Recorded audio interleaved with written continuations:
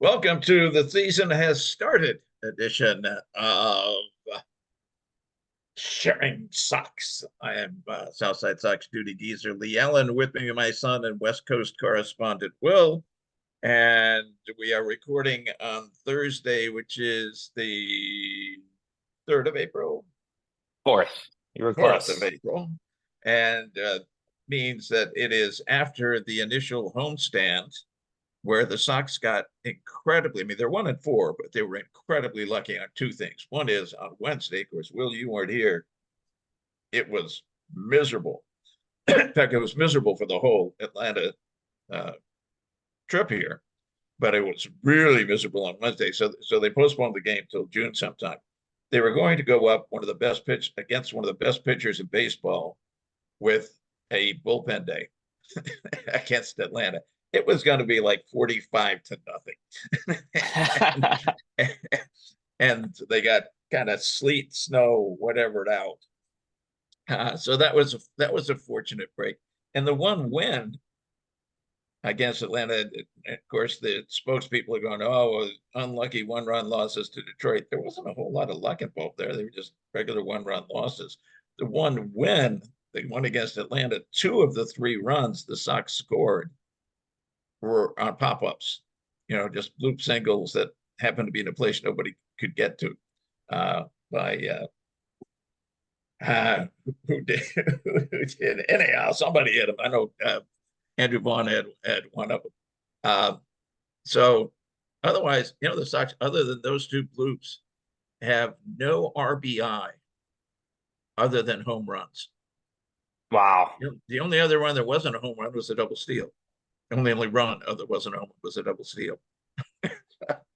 The offense. Well, here's my favorite stat so far. Mookie Betts is outscoring the White Sox by 5 runs. He is also outscoring the Mets, who have played more games than the White Sox. Yeah. And to be fair, the Dodgers have played 9 games. The White Sox have only played 5. However, Mookie Betts, I believe, is outscoring the White Sox 14-11, which is pretty impressive for one man to outscore multiple teams in baseball at this point of the season. Well, the White Sox, if you talk about the offense, they are 29th in batting average, 30th in on-base percentage, because, of course, as usual, they are 29th in walks. They are mid-range in homers. We've had that talk for years. They're just going to have home runs. We're going to have home runs. Home runs are going to do. We got to have home runs. We're not doing it because we don't have it. Well, their average on home runs, they're the very bottom in scoring runs at 29th. And we went for speed. Chris Gatz growing for speed. We got to do speed. Now he's been right about defense. Defense has been much better. Much better. And for speed, we have 1 stolen base. That seems low. Considering last year, and that stolen base was in the double steal. Wow. Wow. Yeah, last year I think the only reason we got it is because the catcher was slow throwing to second to get Nicky Lopez. So the runner on third had an opportunity to score. So last year, 20 teams in MLB had 100 stolen bases or more.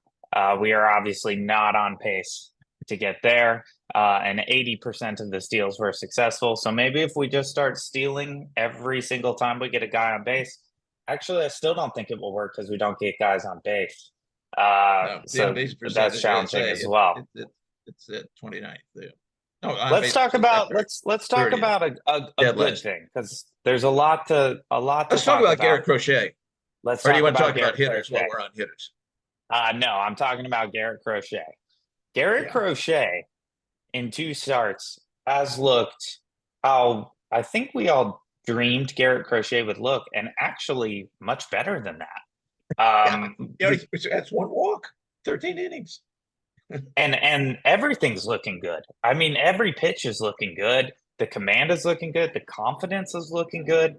I mean, he is a totally different pitcher. He looks like an absolute ace on the mound. And I always thought Crochet was going to be good, but I expected him to be good in a bullpen role. Right. I never expected him to all of a sudden be an opening day starter. and through 2 starts to look as good as any pitcher in Major League Baseball. I mean, Garrett Crochet is giving us something to watch and something to keep an eye on, because the way he has looked the first 2 times, of course, you can chalk it up to team's bats not being quite warmed up yet, people not knowing what he's going to throw quite yet. But he has looked to me above this is an early season fluke. Yeah, he has looked yeah. to me like And an he gets the ball. absolute He gets ace. the ball and throws the ball. Yep. He doesn't sit there and screw. I mean, I realize you got the pitch clock now, so you can't screw around like the old days and just kind of wander around the infield for an hour between pitches. But he's Mark Burley. He pitched opening day 2 hours and 3-minute game. Wow. Yes, it was a 1-0 game. Nobody was taking up time running around the bases. But 2 hours and 3 minutes, that's still amazing. He's not waiting for the pitch clock to go down to 1 second and then throwing the ball. It's been great. And I said the first game, you're going, well, it's against Detroit, and they really got no offense, which they don't. But the second one was against Atlanta. They really have offense. I mean, Atlanta is made out of offense. They eat offense for breakfast. That they are an offensive juggernaut. They scored 9 runs the day before. And he made them look like the exact opposite of that. I mean, watching Crochet pitch is, the White Sox are obviously very bad, and they're going to continue to be very bad. But the getting to watch a guy go out there and just kind of dominate in his first 2 starts, when we didn't even think this guy was going to be a starter earlier this year. It's spectacular to watch, and I love everything about the way he pitches. I love what you're talking about in terms of just getting the ball and getting it back to the catcher. I love his form. I mean, he's an intimidating presence. The form looks really good. It looks very smooth. It looks very healthy. The big thing we're going to run into with Garrett Crochet. Garrett Cole's got his own problems. Very similar. With Garrett Crochet is this guy actually going to make it into August as a starter? He just hasn't pitched that much. That's the worry with him. It is a worry with Soroka as well. And again, I'm not trying to be the pitching expert. I am relying on pitching expert Steve Stone.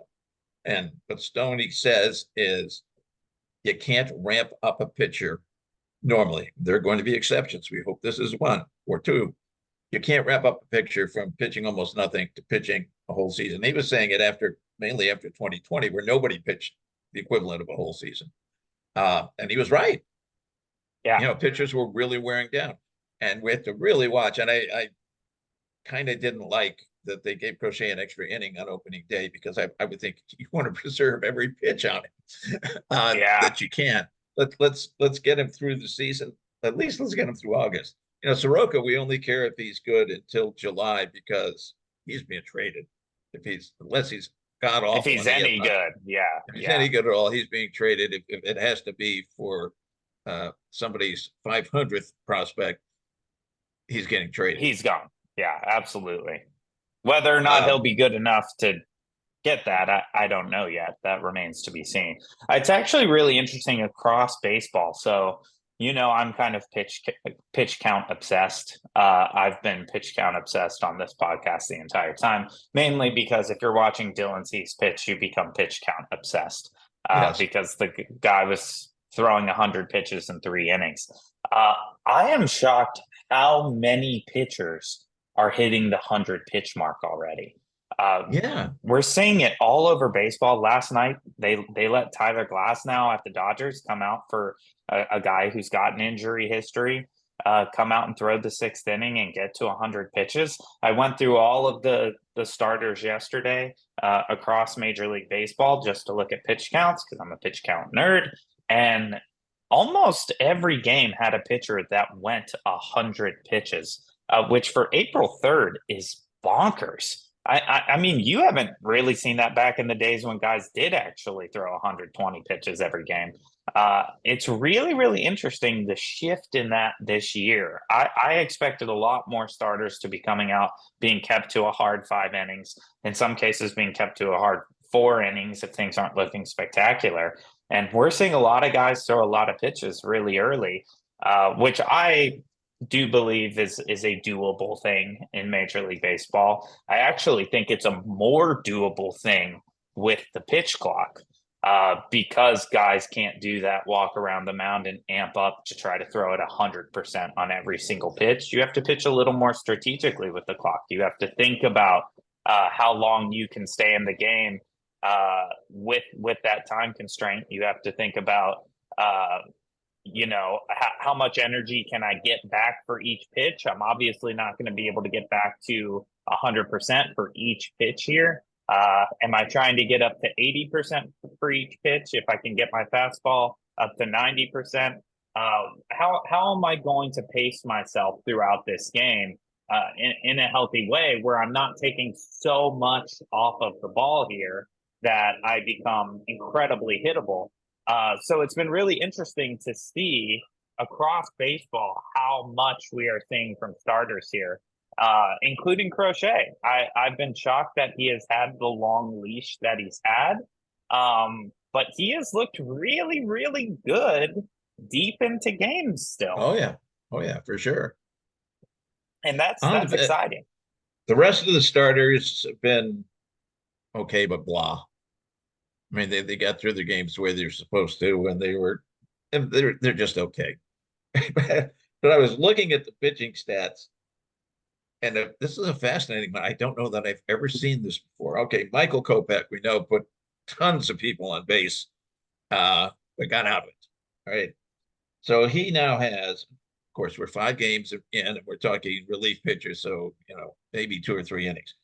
Kopech has a 2.08 ERA. Hey, that's really good. And of course, the FIP is where we go. Well, now this is a background information here that lets you know how he really was. His FIP is 676.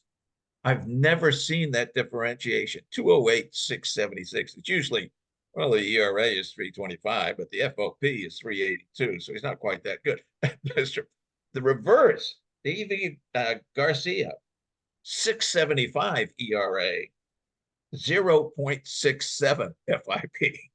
Never seen those. Now, it's obviously because you have this incredibly small sample size at this point. Yeah, it's still fascinating to see that. Yeah, I've never seen differentials like that either. And who knows what differentials like that really mean, because they're so absurd this early in the year. The other starters, fine. Kind of they're really just making okay. it through. Of course, there was a signing of another starter, which will be very interesting. A guy who has not really been preparing with a team all spring, and now he's coming back to us.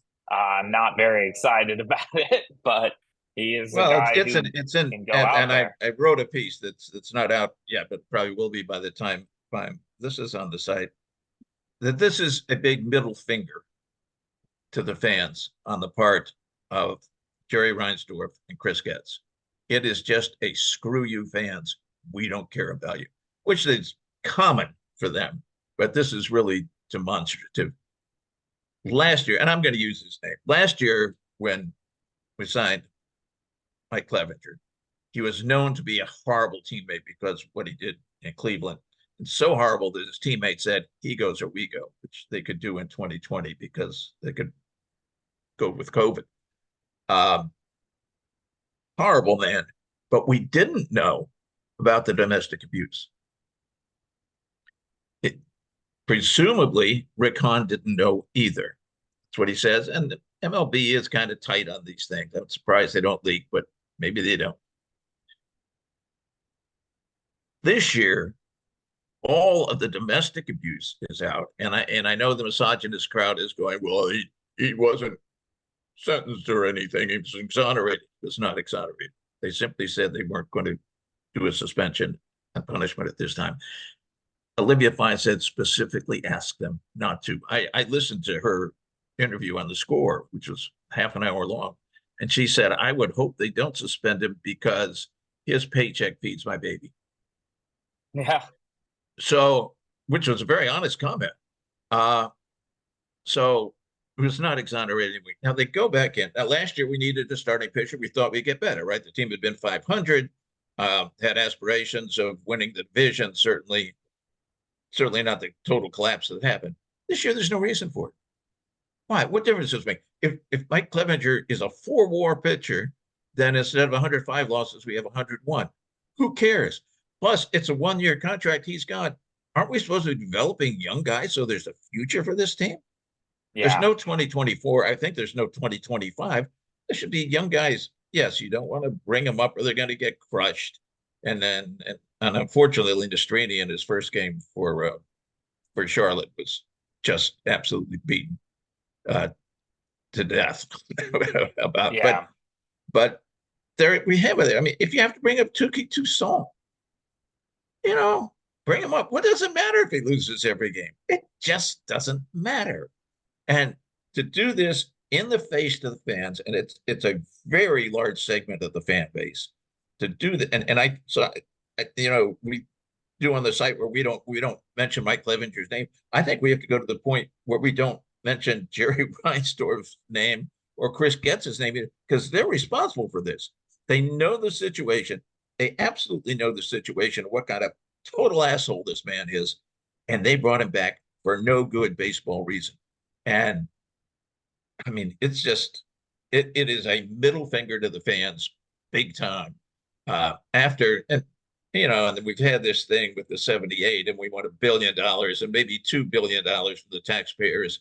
And our idiot mayor is going, oh, yeah, well, maybe we'll do that. Fortunately, the governor is going, no way, because he's a billionaire and he ain't scared of billionaires. But I think Johnson is scared of billionaires because he's an idiot.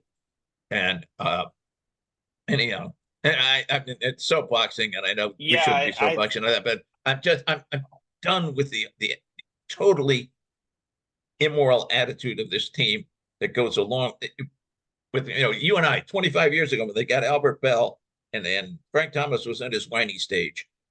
We went, we've rooted for you for all your life and me for most of my life. We've rooted for this team that's really not very good, but we do it because we like the team and we like the guys. If they're going to be total jerks on the team, maybe we need another team. That's when we went to Tampa. We had a nice weekend in St. Petersburg. Watching them get swept by the Yankees. Watching them get crushed by the Yankees. Said, well, maybe that's not a good idea. But I think, it may be team hunting time again. And it's a shame. As you know, I live a few blocks from Wrigley Field. Cannot make that transition. That cannot happen. Will not happen ever. Yeah, I mean, let's look at what the possible baseball reasons could be. So your possible logic here is you bring in Clevenger, he's lights out, you flip him at the deadline. Is that a logical point of view? I don't think it is, because everybody had a chance. Everybody had a chance to get him, and nobody wanted him. They had a chance at the deadline. The chance at the deadline last year and didn't take. Now you could say, well, that was because of money, because they had that idiotic $4 million buyout. The team would be stuck with that for 2 months of pitching, and it just didn't make sense economically. So nobody took it. That they had the whole offseason without that burden. Any team could have taken him. Most of the teams have some hope of making the playoffs. There are probably 20 teams that have at least a decent shot if they play well. To their maximum of making the playoffs. Everybody needs starting pitching. And none of them took that step. And in goes Chris Getz. And I know for this, he had to have the approval of Jerry Reinsdorf. And I think Reinsdorf hates the fans. He hates us. I mean, they blame fans for everything. Well, the fans don't come out, so you have to give us $2 billion to go to this other stadium. The fans don't do this. The fans don't do that because you put a piece of crap on the field, Jerry. And how is that line of thinking going in Oakland? You see these owners who blame the fans for things. I don't think I've ever seen it end well. I mean, it is a really, really bad ownership stance to say to pin these things on your fan base. And now we've got the Sacramento A's. It is the start of very, very bad things for your organization. I just read this morning before we recorded what Oakland has been paying for the Coliseum. They've been paying $97 million a year rent. and that Oakland had offered to take that down to 60. Jerry Reinsdorf has averaged paying $1.5 million in rent. Well, I tell you the fraction of what I don't think Oakland was paying that annually.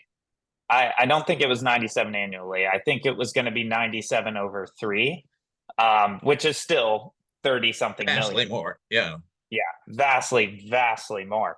And now Oakland's baseball's done in Oakland, maybe forever. I obviously don't want to see that happen to the White Sox. I do not want the White Sox to end up leaving Chicago, but I wouldn't put it past Reinsdorf to do a bonehead move like they are doing in Oakland right now and just depleting the fan base because you blame them over and over for your mistakes and for the failure of your business. I mean, for a billionaire, Reinsdorf has just no business sense when it comes to baseball, when it comes to how this works, and it's embarrassing. And we are in a really, really bad position as fans of this franchise. But I don't think he cares because MLB's financial situation has changed so much, which is why the teams with very low payrolls do that year after year. Some of them, of course, are brilliant at doing that, like Tampa. Bay. Yeah. Milwaukee's really, really absolutely good at it. And that's how I'm going to another team. That's I'm going north. It's a 2-hour drive. I'll go there. I think that's a good call. That are very good at that, but there are teams that just play the game, which Oakland has done for a while, because so much of their income is shared. It's all from TV, national TV rights, national online rights. So it's a huge amount of shared income. Merchandise stuff is a very very much shared. Yeah.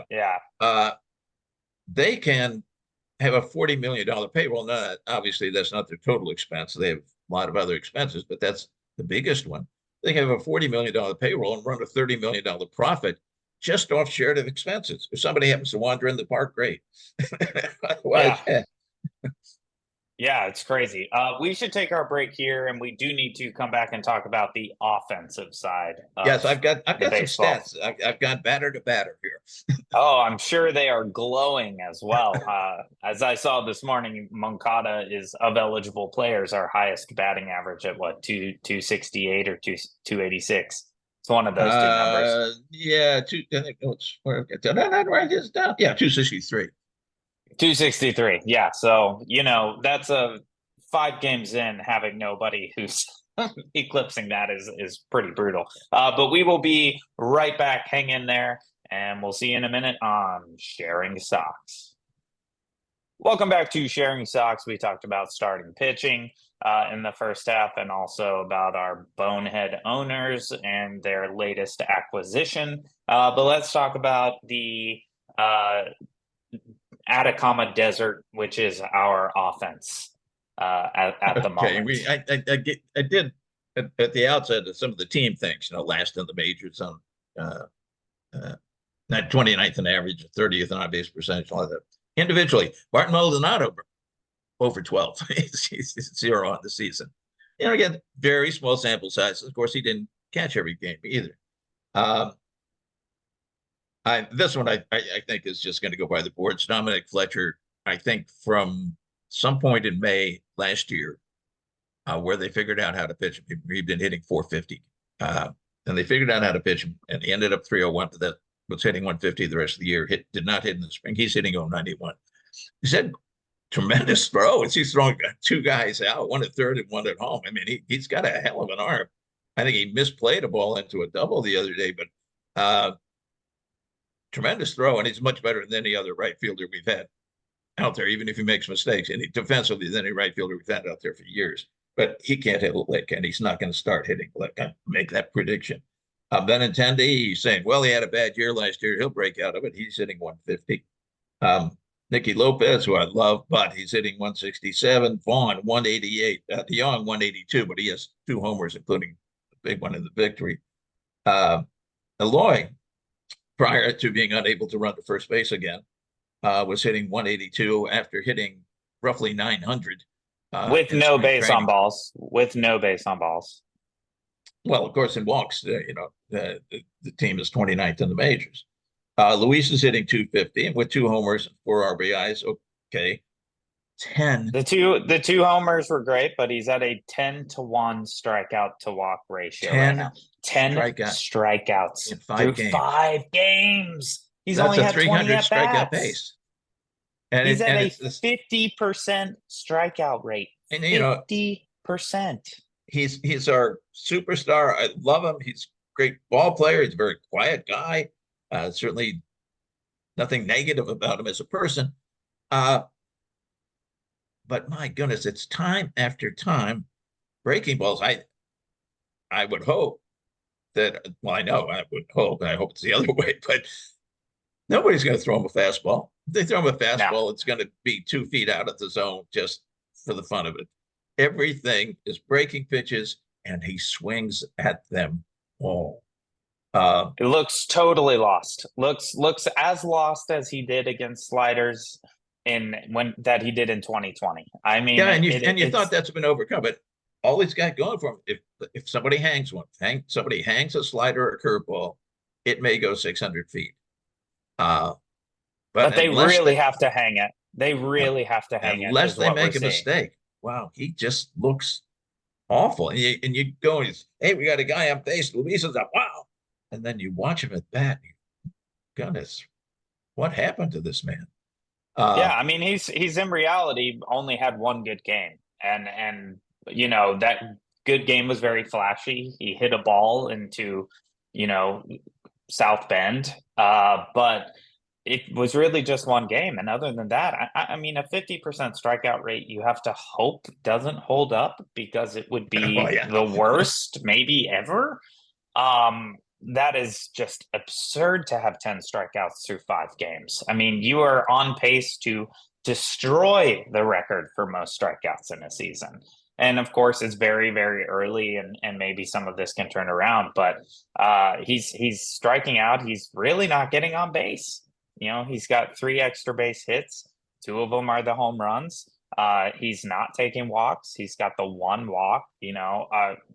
Yeah, as you mentioned before, and on base percentage. The 1 walk was the inning where we handed a game back to Detroit, where they had a reliever come in who couldn't find the zip code, and he walked Baldonado on 4 pitches, and then Benintendi on 6 pitches. The 2 that he put in there just cripples, and then we went to Moncada, who 3-0, and gets to the cripple to 3-1, and then swings at 2 balls in the dirt. And that's unbelievable. Then followed Luis, and he took his walk, thankfully. And then, of course, Eloy came up and hit into a double play, and that was that. I covered that game. I said that was it. That was the inning. It was over. They ended up losing in 10. You can't get guys in. It's over. Can't get guys in that scenario. You can't win baseball games. No doubt about it. I always think about the famous Moneyball scene where they're sitting around the table with all the scouts, and you've got Brad Pitt saying over to Jonah Hill, these scouts are arguing, don't get these guys. And Brad Pitt goes, but what does he do? And Jonah Hill says he gets on base. And that scene could not exist with this team. Our on-base percentage is so terrible. I think it's 244 or something like that. Just an absolutely abysmal effort to get on base by these White Sox so far. You cannot win games with a 244 team on base percentage. You absolutely cannot win games unless you have somehow the mid-90s Braves starting rotation who give up 1 run a game. You cannot win baseball games with a team 244 on base percentage. That's just absurd. To give credit to those who are hitting some, of course, Luis with the 2 homers, so we mentioned the 10 Ks. You on 263, that's fine. He's a good fielding third baseman. If he shows some power, and he's hit a triple and 2 doubles, he's hitting extra. He hasn't gone out yet, but he's getting those. And he has an 807 OPS. That's very good. The 2 best hitters on the team, though, are Braden Shoemaker, who was hitting 300 with a 900 OPS because he hit a homer. Of course, right. These guys have almost no at bats. Shoemaker may have half a dozen. He is 10, yeah. 10. Corey Lee has a 1.250 OBS because he's 1 for 4, but that one hit was a homer. But Yeah. you wonder how long. Maldonado's got to be here because of the young pitchers, and really, that's not even true. The pitchers aren't that young. No. Other than Crochet. Yeah. But when we get our other old catcher back off the IL, presumably they're going to send down Corey Lee. I think they got to keep a young catcher and an old catcher, but and Yeah. not go with the two older catchers that can't hit. Here's a question for you, because you've been able to watch more than I have over the last few days. How's the eye test on Braden Shoemake? Uh, it's not bad. From the little bit I've Not seen, bad. it's certainly kind of there's a little glimpse of something there, that he could be a good, person to have there until we get Colson Montgomery ready to play Major League Baseball. I'm kind of He's intrigued. fast. He's got speed, which means helps you get on base in the first place, and then helps you advance bases after that. At the plate, he doesn't look lost. Yeah. He doesn't look as lost as several of our veterans look. Well, Watch Andrew here's what I'll Vaughn at the say. plate. He's 3 for 10. He's got no strikeouts, and he's got our only stolen base. We have to Which kind was of up dig home. we have to kind of dig for positive things to find to say about this team right now. And I think Braden Shoemake is an interesting positive thing that's happening. Now, you want an interesting thing, I thought. Okay, Eloy did this thing on an adductor, whatever that may be, and he's going to be out. They didn't know if he was going to go on the IL. So they had to they brought somebody up from Charlotte in case he goes on the IL, so we'd have a full roster going. And who did they bring up? Lenine Sosa. Right. Who is hitting well in Charlotte. He always hits well in Charlotte. He's a 4A player. He hits really well in Charlotte. He can't hit Major League pitching. But forgetting that, you've got Lopez and DeYoung, who you brought in specifically to be some experienced defensive players. That's who we want. That's our goal here is defense and experience up here.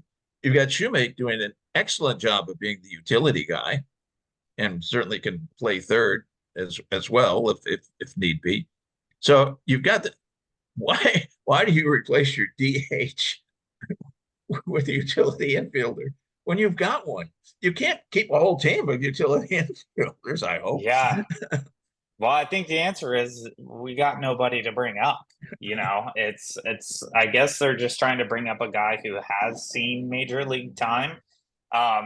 Eloy, I don't know. I get the vibe that Eloy's kind of done, and I hope that's not true, but he certainly has no value at this current time. He's a DH who doesn't hit the ball, and he's hurt all the time. His spring was incredible, and then you get back to real Major League Baseball, and he just looks lost. He looks completely lost. I don't know that there's any future for Eloy Jimenez on this team, and I don't know who would want him at this time. I think unloading him in the spring would have probably been your best move.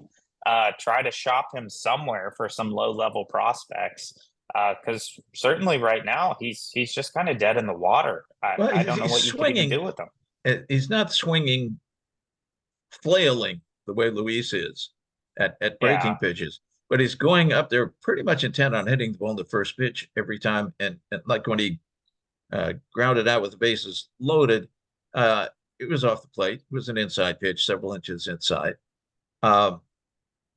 These guys, other teams have players who discriminate in when they swing. Right.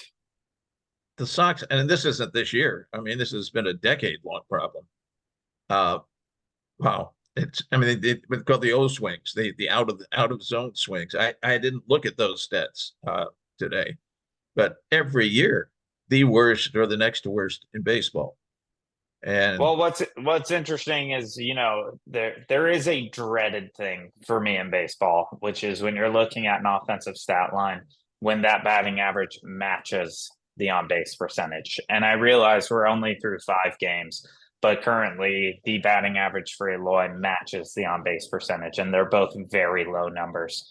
That is exactly what you're saying. That's a guy who's going up saying, "I'm swinging at anything. I'm swinging right away. I'm swinging at the first pitch. I'm probably going to swing at the second pitch.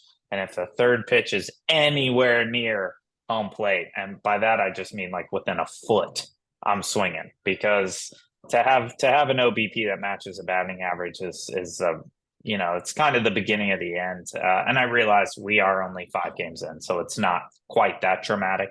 But he is just kind of doing everything wrong right now. And his OPS is 364, which is painfully low. He's already sitting at a negative WAR. I just don't know what you do with Eloy Jimenez. If he can even be on the field, which he rarely seems to be able to do anymore. I don't know what your spot is for him. A DH that doesn't get on base isn't a very helpful DH, Yeah, and yes, he can hit the ball he hits the ball hard. Very often. Tends to always be on the ground, which is a problem. But when you're a guy like that, that's a huge problem. Yeah. A guy who has no chance of an infield single ever. You certainly don't want him hitting the ball on the ground. It's the story was that he had changed his hands over the winter on some relative or friend, and older guy in Dominican Republic had noticed something about his hand placement, and he had changed that. And boy, he came out in the spring was like, say, hitting 900 or something. He thought, wow, that's it. He thought, that's probably going to change where he's vulnerable, because if he was in place X, he was vulnerable before he switches hands. So now he clobbers those place Y maybe, but that doesn't mean a total collapse. And it did change. But you get into the regular season where people are in spring, they don't pay that much attention to the scouting reports of exactly who should be throwing more. Yes, they pay attention, but they don't have the time. You got minor league pitchers, you got minor league everything. Yeah. There's just so many people. You can't do the in-depth research that most teams, not the White Sox, but most teams do on each individual player. But once the regular season starts, you can. And that's a problem. Yeah. Before we transition out of this podcast today, I just want to bring up one of my favorite things ESPN does, which is their annual watchability index. Oh, it's the top of my page. The top of my page. So the White Sox, if you don't know about this, it's a cool article ESPN does where they have various factors: star power, youth, base running, catches, defense is big. Defense, a category called minutia. And then basically they rank from 30 down to 1, your watchability index, how enjoyable it can even be to watch a game. The White Sox are not last. So that's good. Sorry to the Washington Nationals fans out there. They have defeated the Nationals by half a point. Which makes them, because of the new campfire milkshake. Yes. Were it not for the campfire milkshake, they would have been last, because the guy gave 1 whole point to the campfire milkshake, which is the only reason to go to the ballpark, but it makes for a really expensive milkshake. And also, I gotta say, unless you are in the ballpark, I don't think the campfire milkshake should apply to the watchability index, unless they are shipping them. I mean, I would love it if you turned on a White Sox game and it automatically meant you got a milkshake shipped to your house. I don't see Reinsdorf spending the money for that. The White Sox would be dead last without the campfire milkshake bonus point. Oh, and on that, now I don't know the truth of this. I just saw it online, and there's veracity is not necessarily a big item there, but saw somebody's comment that at the game Saturday, I think it was, they ran out of them. I mean, it's been so popular. There've been thousands and thousands a game of these campfire milkshakes. They sound absolutely delicious. Uh, they ran out, and then somebody trying to get one was told, we have to save the rest for VIPs. Oh, That's another fan in your oh, face. If it's true, that's oh. another You real, got that's you got another one thing that fans are middle excited finger about. to the fans right there. Wow, that's a bold move, especially because how many VIPs are the White Sox even bringing in right now? You know, is that just Reinsdorf's On a family? bad weather Saturday game against Detroit. Yeah. I Actually, mean, that weather is pretty good that day. credit to that milkshake because you know it is cold in Chicago and it has been miserable and they're selling out of campfire milkshakes. So credit to that milkshake for pulling so much weight in this watchability index. In fact, the more we talk about it, the more I think it might be worth its whole bonus point. Unfortunately, it only applies if you're in the ballpark. So those 2,000 people are the ones who will have a chance to have it. They did not score well in any other category. They have a 2 in star power, which is only because of Luis Robert. They have a 2 in base running, which is probably only because of Luis Robert. They have a 3 in catches, which is almost a guarantee that's because of Luis Robert. So if you took Luis Robert out of these rankings, I'm not sure we'd be at a 12. I think we'd be closer to a 2 or a 3. Add in the campfire milkshake might get us up to a 4. But the watchability index is very, very interesting to me because it's a little ruthless the way they do it, and I appreciate that. Currently my hometown team here, the Dodgers, are first in watchability with a 40.5. So the White Sox are trailing the Dodgers by over 28 points of watchability. Now, obviously, we can't compare star power to the Dodgers, but in the rest of the categories, they are getting smoked as well. Being 29th in watchability is not where you want to be. It is not where you want to be. It's one of my favorite indexes. You know, it's a faux index, but it's one of my favorite indexes. It's very subjective, but it's fun. Yeah, it's a lot of fun. And I was pleasantly surprised to see the White Sox weren't dead last, but then I saw why they weren't dead last. And I don't know that I'll make it to a game at the rate this year. I probably, because of my gluten celiac allergy, I'm sure there's gluten hiding in that milkshake somewhere. So I'm not even sure I'll get to experience it. But yes, it's definitely bleak in terms of watchability this year. I don't know why you would go to the ballpark other than the milkshake. So actually, maybe the milkshake should have 2 or 3 points of watchability, and we can bring down some of the other categories to make up for that. That is about all the time we have for today, though. Is there anything else you wanted to touch on before we sign off? No, the milkshake's got me really hungry. I know. You're headed to 4 games in Kansas City. I would think there'll be at least 1 win there. I would certainly hope so because Kansas City has not come out firing on all cylinders either. They're doing very badly, and they're obviously not a good team. But who knows? They got to be more watchable just because of Bobby Witt Jr. Yes, I believe that they are sitting a little prettier on the watchability index. Actually, let me tell you where they are here. They are quite a bit higher. So they are 20th in watchability. And most of that comes from base running. Bobby Witt Jr. catches, sometimes Bobby Witt Jr. Only got a 2 for star power because similar to us, you're dealing with 1 star essentially. They got a 1.5 with Salvi the index Perez. also includes older stars. You know, people would come to watch because of older. So I would think Salvi Perez would be included in that just because they didn't give him a whole extra been around point for that. Hometown hero and all that.